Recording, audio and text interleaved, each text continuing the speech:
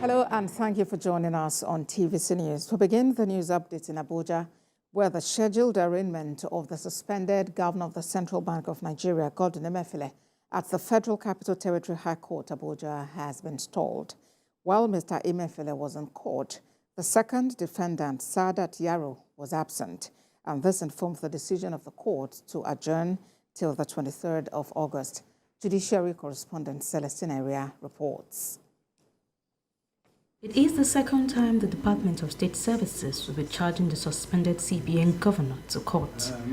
Mr. Emefiele was first arraigned before Justice Nicholas Owebo of the Federal High Court, Lagos, on a 2-count charge of illegal possession of firearms, to which he pleaded not guilty.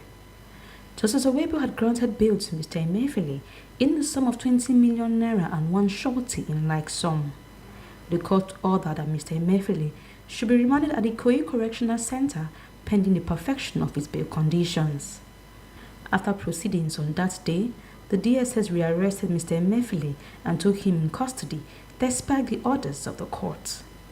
Now, he had been brought before Justice Hamza Mwazu of the FCT High Court Mitama on the 20-count charge of illegal procurement of over 98 vehicles and armored buses to the tune of 9.6 billion naira. Mr. Emefiele is expected to be arraigned alongside a CBN employee, Sadatu Yaro, and her company, April 1616 Investment Limited.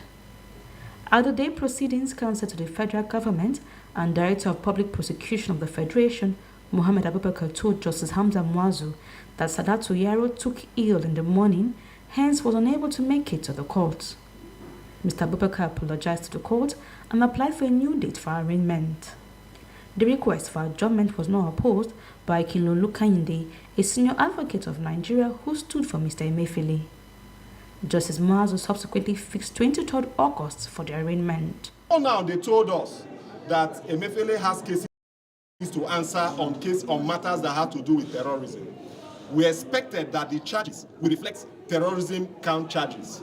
Unfortunately, or surprisingly, what we saw was matter bordering on procurement, that he gave contract for the award of land cruisers. Gentlemen, this is a charade.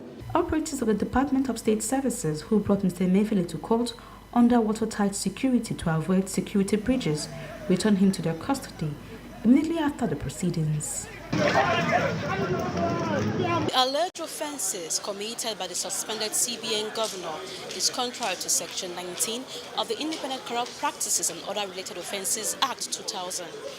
If found guilty, Mr. Emefiele may be sentenced to 5 years imprisonment without an option of fine.